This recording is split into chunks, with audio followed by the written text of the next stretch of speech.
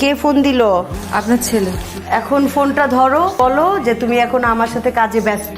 তাকে বলো যে রেস্ট করো, ঘুমাইতে বলো। হ্যালো, কি করো? কিছু না, কাজ করি। তোমাকে পরে ফোন দিই। পরে কাজ করো, এখন আমার সাথে কথা বলো।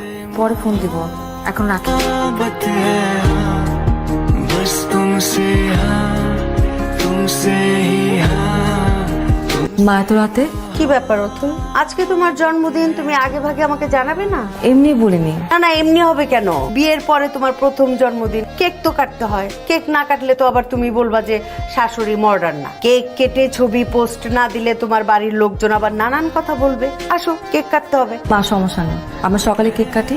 না, আমার সমস্যা আছে, আমার এক্ষুনি কেক কাটতে হবে। 12টা 1 মিনিটে। আসো, তাড়াতাড়ি আসো। जा दिल तू जरा চলে এলাম, হাজার হোক বউয়ের বাড়িতে না এসে পারি। আর আমি যদি না